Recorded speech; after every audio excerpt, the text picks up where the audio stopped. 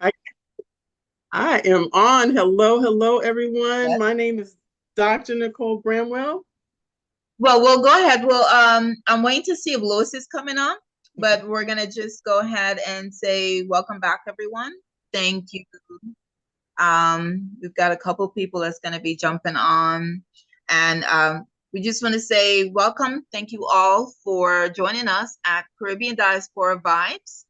My name is Donna Morton Morgan. I am the president of Women of Culture Incorporated, president of Caribbean American Diaspora Alliance, and spiritual development coach at Inner Vibes Consultant. And we see that Lewis is trying to jump on tonight. He's connecting. There you are. Hey, Louie, how are you? You're muted. Hey, wagwan, wagwan. What's up? What's up? Welcome, welcome. Thank you. We're here. All is well. Yes, we are live. I just did our intro, Oh, and awesome. just saying tonight we're going to be talking about a very, very important topic, diabetes. Oh, yes. Oh, my Right? goodness. It's like the family talk. So many of us are even earlier than usual are having this conversation or being told about diet. We're pre-diabetic, etc. Yeah. So we're going to be talking to our amazing guest tonight, Dr. Nicole Bramwell, who is Awesome. going to give us some holistic. We're going to go that avenue tonight to some tips for prevention and maintenance. So, Lou, if Uh, you'll go ahead and yeah. do your Yes. station ID, and I'll go ahead and start sharing. All right. Greetings, everybody. We want to welcome you to Caribbean Diaspora Vibes. My name is Louis Witter. And this is another version. Of course, we want to welcome you this beautiful Tuesday night. And we hope all is well with you out there. Welcome wherever you're listening from across the world or across from the diaspora. We have an awesome show lineup for you. To God be the glory. Welcome, everybody. And we had an interesting week, and since we got on last time, huh? Yes, very, very interesting. Very Yes. interesting. Yes, so boy, we just pray for the best. That's all we can pray and hope for the best in this world, because it is a new world that we're in now. Right. And Um, that's all we have to still pay attention to our yes. health, right? We Hmm. have to pay attention to everything that's going on. We can't just let things go. And more than ever, More we than need to ever. be aware of, you see, we have to kind of come to this understanding that we have a responsibility on this place called Earth, Hmm. right? We have to eat better. We have to reduce alcohol. We have to reduce, the sodas and all the things that we love. These are all good stuff, right? The sweets and cookies. We cannot just have our We cake and can't eat it continue. too. No, we can't continue the way Right. we are We can't continuing. continue because it's showing up younger and younger and younger. Hmm. So we are so blessed tonight to have Dr. Nicole um, to tell us and give us some tips. We're going until 7:45 tonight, Louis. Okay. Um, or at least 7:50, if anything, just because I have an 8 o'clock mindset talk. All right. And Sound like a plan. It hmm? sound like a plan. It sound like a good. Right? So, Yes. you're the one that's usually jumping off early. So I'm letting you know so you can also remind me that, okay, Yes. Donna, we need to jump off this one at 7:50 because I have another show that we're going to talk about mindset, and all of this stuff ties in together Yes. because we have to change our mindset of towards food, towards exercise, towards detox, towards washout, towards all these things. Hmm. So with that, I'm going to turn it over to Dr. Nicole. Dr. Awesome. Nicole, welcome. How are you? I am well, thank you, Louis. Thank you. Nice meeting you. And Yes. thank you all for having me. Awesome. So, yes, my name is Dr. Nicole Bramwell, and I get excited about talking about this topic. I actually, for the last 11, going into 12 years now, have been doing and wellness with my healthy curves. You know, coaching business. And so that this has been something where I realized this became my niche. This became my the ladies that came to me the most, those with heading into pre-diabetes or not quite there yet. They have the belly fat, they're concerned about their weight. And so I realized I needed to focus in on this, but I wanted to focus in a holistic way, in a natural way, because definitely medications are out there, but we want to catch things before medications are necessary, right? And so we do have signs that occur before then. And so just for basics covered, although I know this is an intelligent crowd that knows what diabetes is, but diabetes basically, in the simplest form, means that your body has too much sugar showing up in your bloodstream. Now, it's way more complicated than that, what's happening and why that happens, but it happens over time. And so I always like to talk about that all of a sudden, like suddenly I developed diabetes is a common statement that's made. So let's back it up. And definitely with the Caribbean crew on board here, we know about the rice and peas world, right? And we grow up that is a staple. It's supposed to be on the plate, right? And everything else comes on top. And so for the longest time into my adulthood, I was a doctor already and did not realize the impact of rice. And so definitely diet is where we start.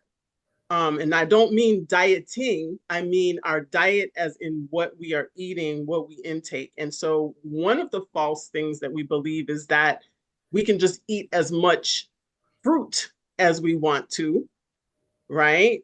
So that's part of your diet, but it's sugar, it's natural sugar, but it's still sugar. And so the other thing to know is that the sugar that your body is identifying is not just what's in like cake, cookies, ice cream, or even fruit. It is how your body breaks down to what we call glucose, the usable sugar for energy. And that's really what we're eating for. We're eating for energy. However, somehow we have just started to eating for enjoyment, making ourselves feel better. Some people using it as medication. Now, food can be medicine, but not in that way. We want to use it to help us be healthy and help us to prevent disease rather than cause disease, and go into that. So from a prevention standpoint, yes, you need to have a balanced diet, but what does that mean? And so for us, balanced diet doesn't necessarily mean having rice or potato or bread or pasta, although that's how many of us learn to eat. We have to watch how much of that we take. And so we have to pay attention to what servings are. And servings are not just whatever you want to pile onto the plate. That's how we do the rice, right? The rice, you fill up the plate, no matter what size the plate, and then you pile the stuff on top, right?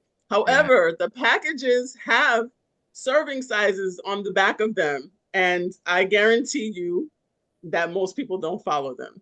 You just start scooping out of the pot and onto the plate. So it's in our habits. It's in what we've learned to do. And so Donna and I were just talking about how, people talk about genetics and how they're predisposed to diabetes. And although that may be true, a lot of our genetics is what we have learned to do, the environment that has been cultivated by our family, and then we repeat that.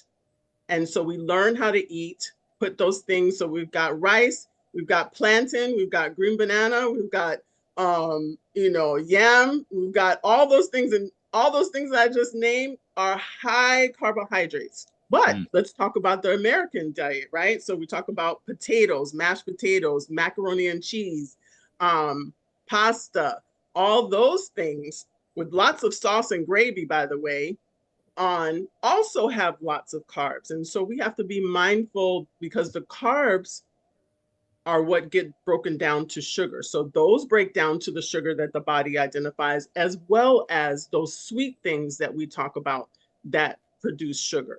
And so now, if we do rice and peas, even peas, the beans, whether it's gungo peas or kidney beans or whatever, they are starchy protein, which means they have some carbohydrate and they have some protein.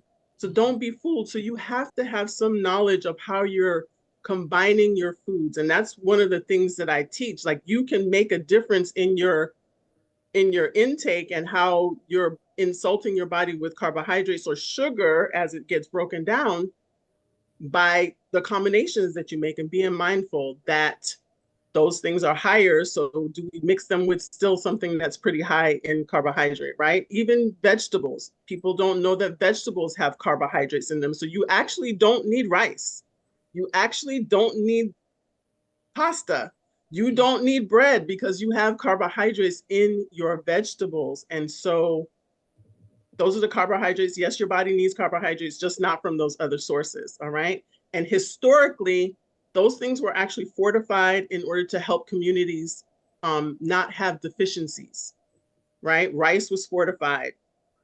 Pasta was fortified. These things were fortified so that people would not develop diseases from vitamin deficiencies. We actually don't have that anymore. We actually have a surplus of food.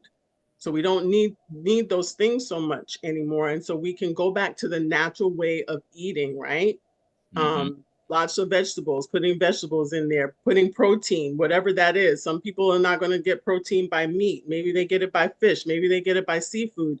Maybe now we actually have so many vegan options of protein. And protein is really, really good because it doesn't surge our insulin the way that carbohydrates and sugars do.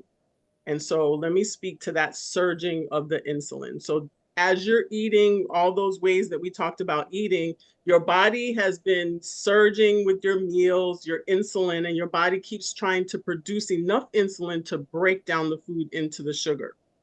Well, after years of doing that, and I like to do the swimming thing, they see me do the swim thing all the time. I always talk about your cells have been swimming around in the insulin, right? And now the cells are actually getting dummied, the receptors on them are getting dummied down. They're actually turning down. So even as your body keeps increasing the insulin, it's not open. The receptors are not open. So it has to keep increasing the insulin until the cells are the receptors are actually forced to accept it, right? In order to break it down. So that's that insulin resistance. That's what we're talking about. The receptors are not as sensitive anymore because they have seen too much. Like, you just want to close your eyes. They want to close their eyes, right?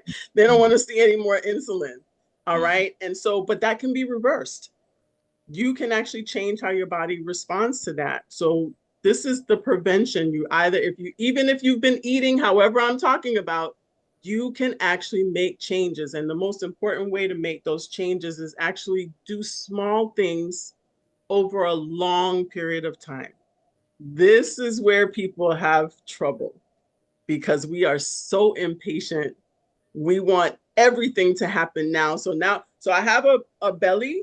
So now I want the belly to go away just like that, right? Well, the belly didn't get like that overnight, so it's not going to go away overnight. Okay. So, but you have to have that commitment to your health, because over time, if you continue to do that insult to your body, there are things that are happening that you can't see. You're not seeing it, and you may not even be having any symptoms. So any of the diseases that we're worried about, whether it be diabetes, high blood pressure, or anything like that, they can show up with no symptoms, right? That's the scary part.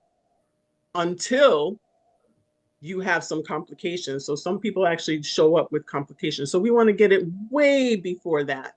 So you can make changes, start reading your labels, learning about labels. It's really not hard because you don't have to learn every detail about them.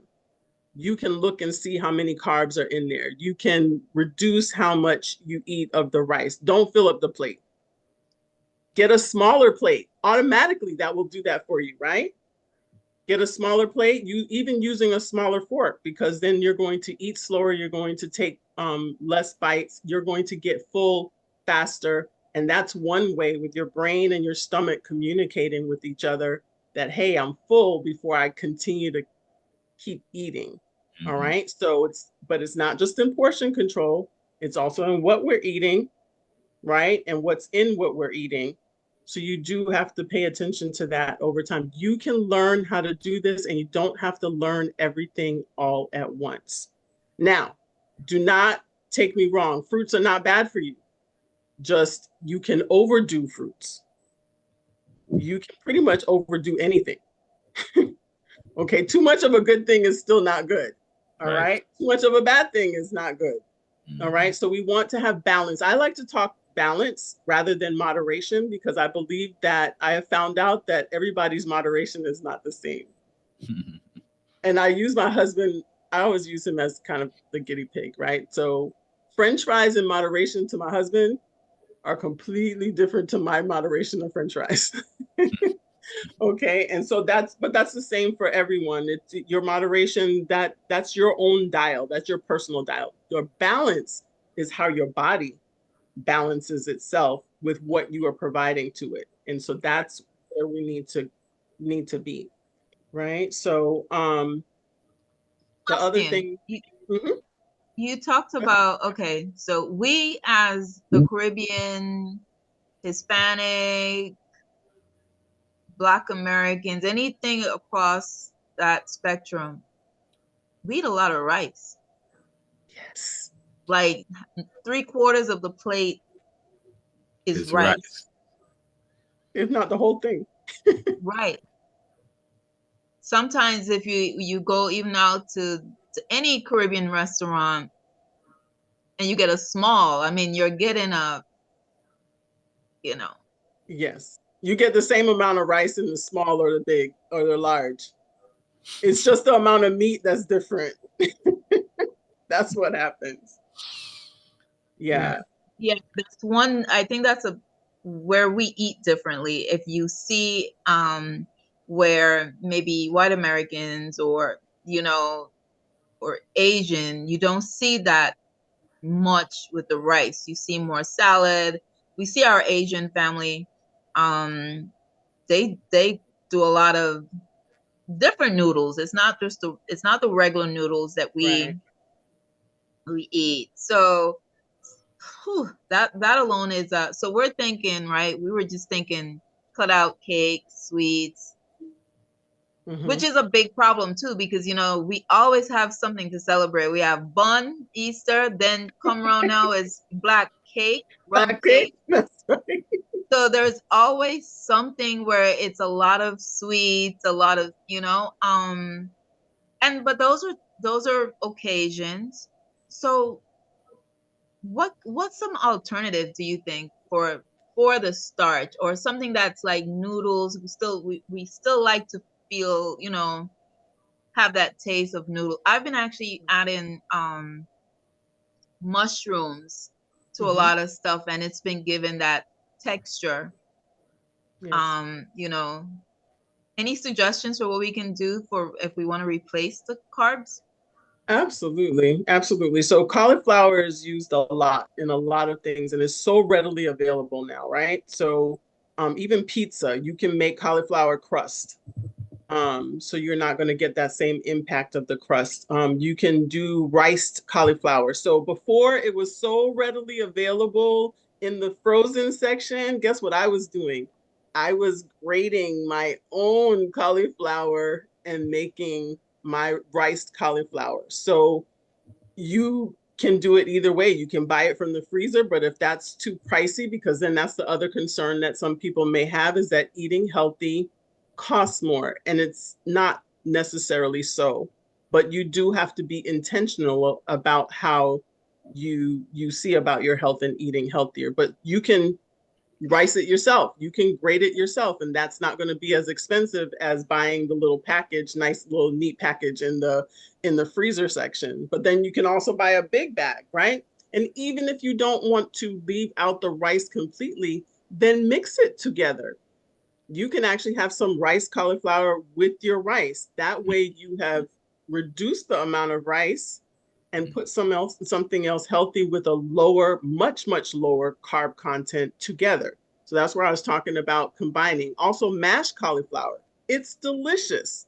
Again, if you don't want to do all mashed cauliflower, you can mash it with some potato, but just not all of the potato. And then that way that impact is less, right? So those are some suggestions that I would say.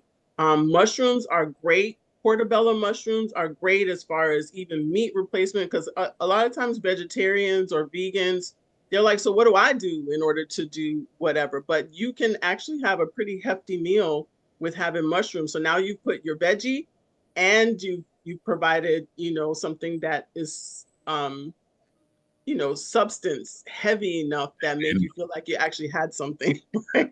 Dr. Daniel, what are the difference between these brown rice and brown flour and brown bread and all that stuff? Yes. For diet, I am diabetic as we speak, and I'm listening to you, and I know rice is not something that I get into because I know as soon as you put that thing in your mouth, it becomes sugar.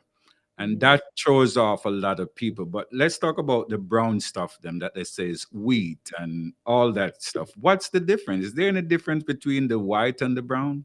What's the significance of it? There is some, but not as much as people think. So Mm-hmm. yes, there is some difference in how your body does not surge the insulin the same way with the brown. If it is truly brown, because then you have to be careful about marketing works, right? So what's on the front of the package, what they convince you is in the package Right. is not necessarily all And probably accurate. they throw some brown dye on it and the white.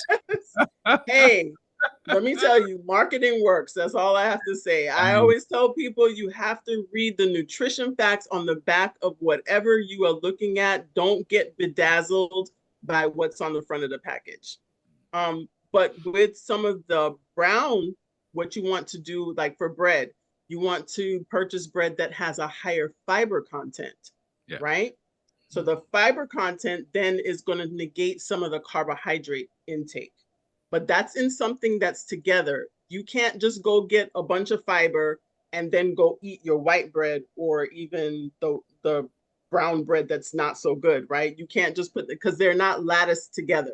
When they're in the same food product, then they're latticed together. That means that they're actually working together. And so, yes, your carbohydrate then will be negated by the number of fiber, of the fiber content in there. And so that's going to be helpful.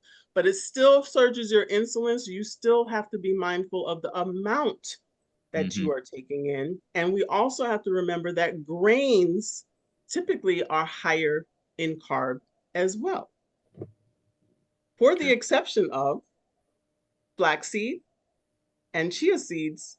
They actually have equal amounts of their carbohydrate and their fiber. So I like those grains a lot better. And you can get those ground, and you can actually use ground flaxseed to thicken gravy.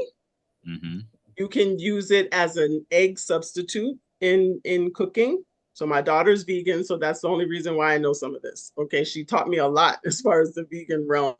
So you can sprinkle it on salad to add texture. Yes. All right. A lot of what we do is because we want to taste, we want to feel, we want to experience food. And so that's how we have to think, like, what's going to add texture? What's going to add that I'm going to feel like I actually had something that was enjoyable. So that's the other myth, is that to eat healthy, you must be bored.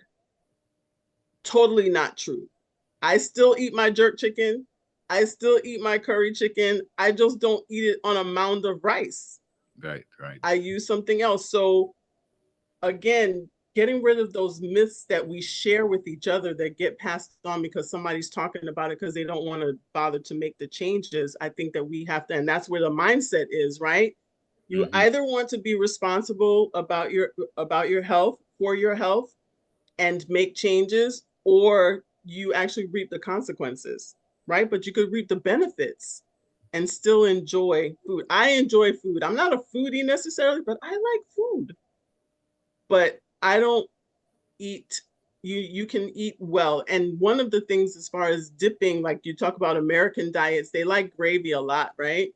But you can dip. So you can actually dip your protein, have the gravy, dip it on your rice, pick up a few rice grains and eat that. That's another way to reduce how you impact. And I talk about rice a lot because I like rice. I do like rice, but I eat so much less rice than I ever did before. It's probably 2 tablespoons, and I probably don't eat rice probably maybe 2 times a month now, rather than every day, which is what I was doing before.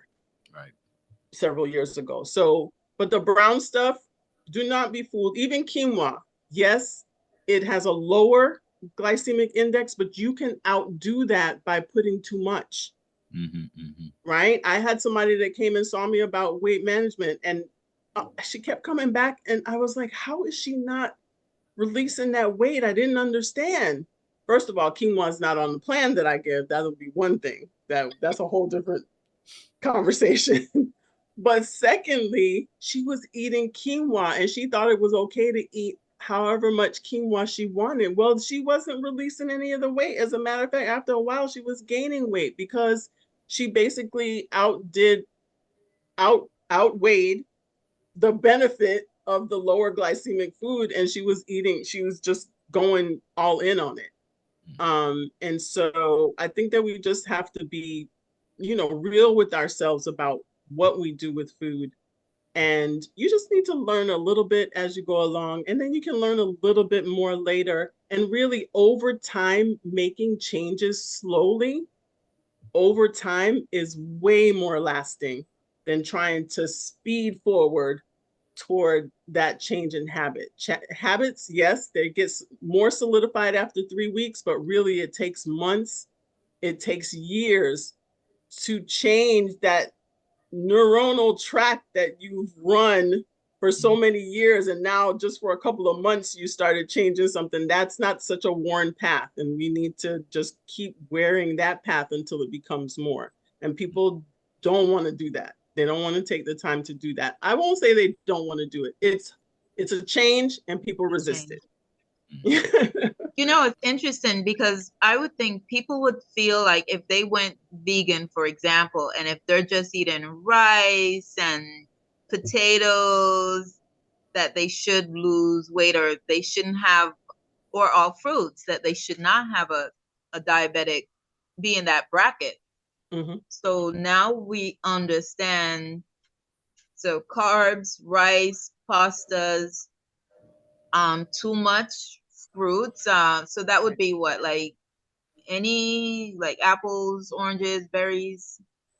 Right. So that's the other thing, right? We have fruits that are higher in sugar than those that are not. So people get tricked by, let's talk about watermelon.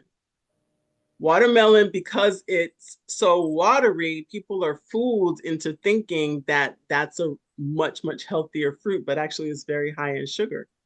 So you keep eating that watermelon, you keep taking in more sugar. Right. So we still need to watch the portions of your fruit.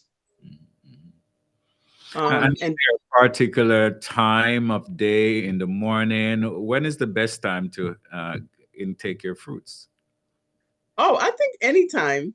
I think that if you are eating pretty well and pretty balanced, that timing, except for making sure that you're not getting large gaps of time where you're not eating, and then you're basically trying to make up the difference in the time by the amount of food that you eat. I think that if you eat regularly and you eat fairly balanced throughout the day, that's really what your body's going to respond to. When you eat in an erratic pattern, that insults your body.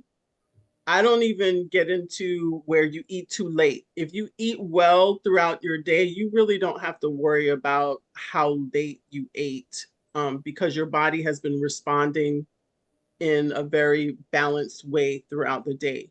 So I don't think that the fruit, it matters where you eat the fruit. I just think that you have to watch which fruits you're eating, how often you're eating those fruits, and Right. then how much of them you're eating. What are low glycemic fruits? So you want to go with berries. You want to go with berries because berries are more protective to you as far as antioxidants. And they're going to be lower in sugar. Again, you can probably go by the taste, right? That something that has a little bit more twang to it is probably not going to have as much sugar as something that has no twang to it, right? And definitely mangoes fall into that category. Unfortunately, I'm so sorry. So, so berries, grapes, because those things are going to be protective to the body, protective to the heart. Definitely grape skin has great effect in decreasing like your free radicals and different things that are insulting your body, which also can make your body not respond properly to sugar, right? Smaller versions of apples, oranges, tangerines, rather than we want everything big, right? We're looking for the biggest apple.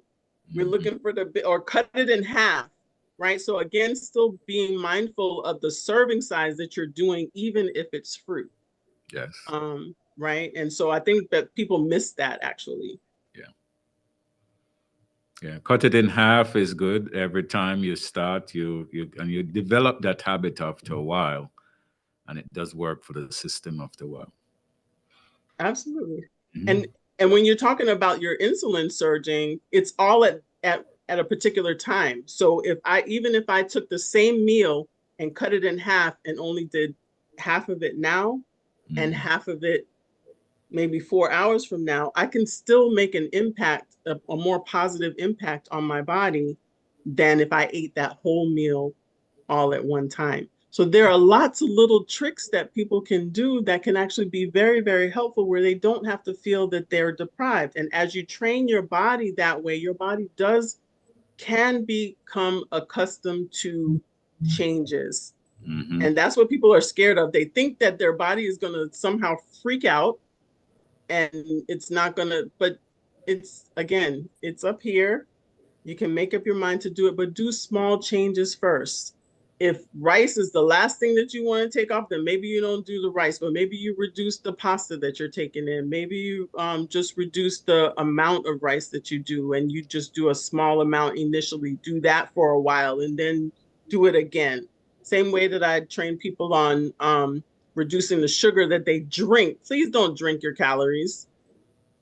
Please do not drink your calories. So no human being on the planet needs to drink juice. Okay. Period. Eat the fruit, yes. Don't drink the juice. Because what happens when you do the juice? So you juiced it. Most people don't juice it the way that you should with the whole fruit in there. They've taken out the sweetest part and they've created juice, right? Right. Basically detached what I was talking about, the fiber that is with the fruit. Now you've detached the two things and now you only have the sugar and no fiber. Same thing when people cut the skin off of their apple, right? You took the skin off of the apple. That's where the fiber is. You need to eat that along with the sweeter part. So those are things that we learn to do with our families, right? And we don't even, we learn and we're like, oh, I like it like this. Okay, you might like it like that, but that's not the best way for it. And you might like it the other way too. You just don't know. You just haven't tried it because your family did something else. You learned how to do something else within your family. Doesn't mean that you can't unlearn. Doesn't mean that you can't try something different. And I think that that's really what it's all about. Just being more open to trying something new, doing something a different way. Maybe it's not a new thing, but you do it a different way. And we can learn how to do that, and you can still enjoy food. Believe me, I enjoy my food. What would you say? What would you say are your 5 best top recommended fruits that you would recommend to someone who have diabetes, and also the 5 top vegetable that you must stay on or should stay on in Okay. order to put some control on that sugar entering into your body, or reducing the amount of sugar entering your body? So I would recommend grapes. I think, and again, I have a trick for grapes because I love grape. I could probably eat whatever bag, whatever size it was that I got from the grocery store, and eat the whole bag. But Yes. there's a trick to that. You can actually cut the grapes into fours, either halves or fours, put it into cottage cheese. Now, the way that your eyes, your brain has computed that is that you have more. Never mind that you cut it and you know intellectually that you cut it, your brain sees more. And so now I have more grapes in there, but I may have only used 6 of them. Right? And that's my serving. So I like grapes because they are very good for the heart. I like blueberries because, again, lots of antioxidants, lots of great vitamins in those. Strawberries would be another. And then, orange or tangerine, something on the smaller scale. So like Tangelo or something like that, I would say. People usually like those. And then peaches, you could do a peach, again, small. There are humongous peaches out there. Don't eat the humongous peach. Or nectarine, because nectarines are typically even sweeter. But eat the skin. Don't peel the skin off. Keep the benefit of that fruit and eat the skin of that fruit. Right. The veggies are easy. Spinach. Donna talked about cabbage. You could do a lot with cabbage. Even people that like bacon, they can do a lot with I found a great recipe with bacon, and you don't even have to use pork bacon. You can use turkey bacon. You can even use, my daughter has this smoked bacon that is a vegan alternative that's delicious. That's what she uses for our kale at Thanksgiving and Christmas. So she makes all the sides now. All of our sides are always vegan now. So that's her responsibility. Yeah, we've switched over for that. And so cabbage, even eggplant is one, and that's a nice hearty type of veggie that can almost sub for meat as well. Right? Green beans, greens are pretty good. Any leafy greens, green veggies that you want to have, those are good. Any lettuce, especially not iceberg lettuce so much, not that so much, but like the mixed greens, those are very low in carb, give you lots of fiber, and fill you up a lot. And actually, when you talk about lettuce or spinach, that's what I tell people to add to when people talk about juicing. I want you to make it more green. Your juice should be more green, not necessarily in color, but what you put in there. Yes. Right? And then less fruit. Oh, bananas, please get the mini banana if you can, or cut the banana in a third or half. People love to talk about bananas, but they're so high in sugar. And then the green banana is high in carbs. So watch out for the bananas. I love a green banana just as much as the next person, but right? Yeah. So those would be my my top ones to go to. You can do, like I said, green beans, and then you can use onions. Use onions to flavor. That counts as a vegetable, right?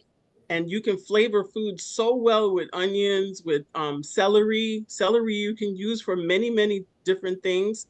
If people can take a small serving of peanut butter, I recommend peanut butter for them because it's a good source of protein if it doesn't have added sugar to it. And you can do it as a snack with apples, which is a very nice snack that can last you, hold you over. You can even use it for breakfast.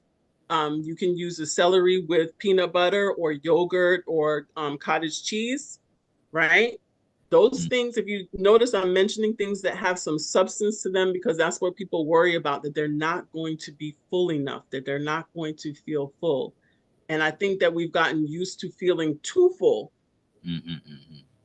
But you will notice that you'll feel lighter, but you'll still be full when you use items like that. So I think that you can marry things together that will allow you to have good snacks. Cheese is another good thing. You need to use like low fat cheese, though. If you're going to use it, you can use a vegan source of cheese. But as I say to everyone, I know unhealthy people in every category of eating. So carnivores, vegetarians, vegans. I know unhealthy people in each of those categories, and I know healthy people in each one of those categories. Like you were talking about, Louis, you were talking about people, and Donna talking about people eating rice and potatoes when they're vegetarian because they're just substituting the meat with carbs instead of an actual source of protein, which is what you should be doing. If you're not eating meat, you need to then that's the person that I would say, hey, needs to eat more beans, right? Because then they've got the starchy protein together and they can moderate that. They can make that balanced in what they're putting together, and then put it with some cauliflower rice, right? And then they haven't, I'm just saying, you can make rice and peas with cauliflower rice. Yeah, that's right. Amen. So, Awesome. chocho, I just came across chocho, right? Uh-huh. I think Spanish people call it choyote, but yes. And I actually saw this Asian gentleman doing it and like slicing it up and put it in a salad, and I'm like, what? I didn't even know you. I know for putting it in soup. Right. That's the only thing I know chocho for is soup.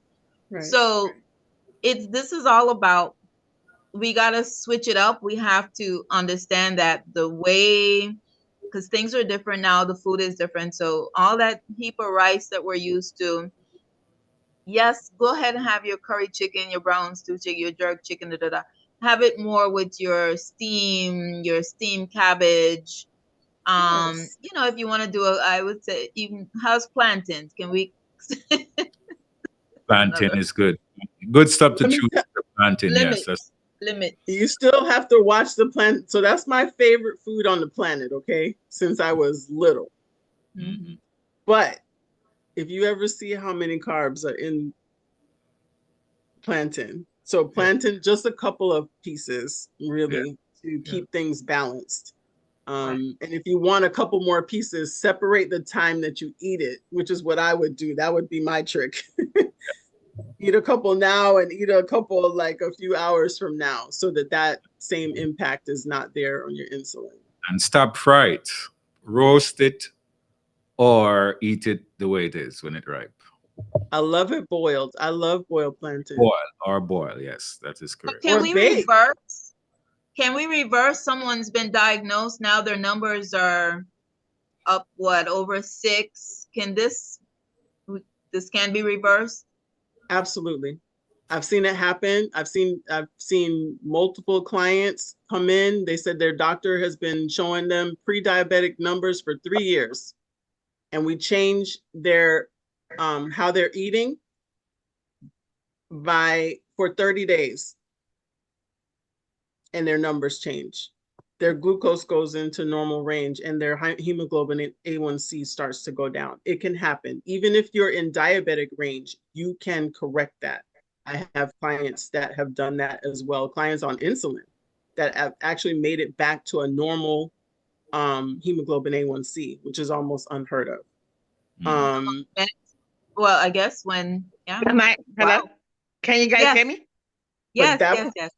Yes, I wanted to go ahead. add just a little nugget to what Dr. Nicole is talking about. Yes, it can be reversed. Amen. I have seen it. It's doable every day. Absolutely. It doesn't even matter how high the insulin levels were. Insulin. Some patients are on long-acting insulin, short-acting, intermediate-acting. On top of that, on oral medications for diabetes, and we have seen it reverse. It's a diet disease. Mhm. Yeah. Gotta That's what be strict. diabetes is. It's a diet. Yeah. Especially adult onset diabetes. I'm not talking about kids who didn't have beta cells or pancreatic Right. juices Not type 1. producing this. I'm not talking about those. I'm talking about us adults growing into this kind of society. Because back home, back in the days, we didn't have diabetes. No. Okay. So I just wanted to add my little 2 cents. Thank you, Amen. Midday. Appreciate that. You're welcome. So we've definitely summed up that it's all about diet, it's lifestyle, right? We have to give up something, and health is wealth. So we have to put health as number one. We have to definitely reduce alcohol, reducing, the normal stuff that we know we need to reduce, the cakes, the sweets. But I think we don't think about these little things like fruits. We don't think about the rice. We're still heaping up the plates of rice and stuff like that. And then we're having the pancakes and the waffles and the breakfast, and then at lunchtime we're having the bread and then dinner we're having the rice. So we're consuming too much, way too much carbs. So we need to Absolutely. add the, like Dr. Nicole said, the cottage cheese, the yogurt, the peanut butter cheeses to kind of throughout the day to keep you balanced. Scoop a little. Maybe you can't go cold turkey, but reduce, to a little bit of rice with your meals, and just do more. I've been finding such fun recipes for cabbage, because I know we as a people eat a lot of cabbage. So the steam, and then when you do the cabbage, don't let it cook for a long time, right? You want just like a 10 minutes max, maybe.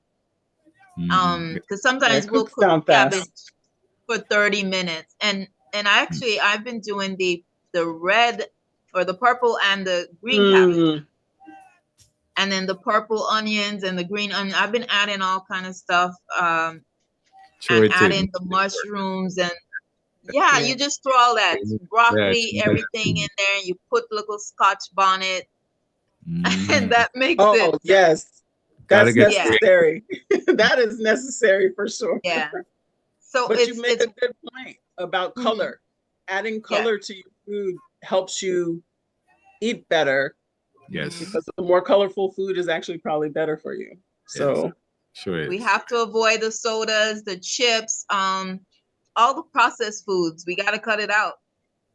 If you want to do something on the weekend, when Saturday, Sunday, but at least commit to 5 days of really clean, healthier eating, because at the end of the day, it's your wealth, your health, and without health, we have nothing. Nothing matters. No point in anything else. You spend the whole life trying to correct that. Yes. Or to treat it rather. Yes. Donna is 7:50. Yes. You want to wrap up anything for Dr. Nicole Lewis? I think we have definitely touched on pretty much. Thank you, prevention. Dr. Nicole. Thank you, Mr. Lewis. Thank you, Donna. Thank you, guys. Lovely. Awesome. Thank you. I don't believe in quantity, quality people. That is what it's all about. Thank you. Yes.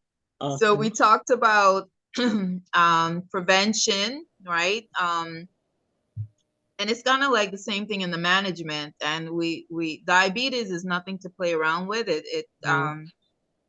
We've seen people where their foot eventually gets cut off. It can have kidney damage. It has, lead to heart attack, etc., etc. So we want to watch it, and don't look at it as something norm now. Oh, this is a new norm, right? Let's understand that you must change your diet. We're not walking, we're not exercising as much. We're not walking like our grandparents were, right? We used to have to walk for miles. So all those things, we've stopped, and we're just comfortable in the AC. and we're just eating all this food, breakfast, lunch, and dinner, all this big food, all the carbs and the breads and the pastas and the waffles and the pancakes and the triple stacked pancakes and the sodas and the chips and the cookies. We got to stop it. Yes. Yes, that's for sure. Absolutely. Yes, that's for sure. Sometimes, not always, right? Right. Right. Occasionally. You know, leave the weekend. Put the weekend as your relaxing. So at least if you're doing 5 days of clean eating on the weekends, we're not trying to take your life, but we have to make changes. It's not, unless you are okay with taking the insulin or the problems. But definitely, Louis, we need to get with Dr. Nicole, or let's see what your result is, what you do something for 30 days, and let's see how we'll use you. All right. That's right. We'll get your number, Dr. Nicole, and definitely try you out. And I definitely need to have this thing reversed from me. That's for sure. Amen. Absolutely.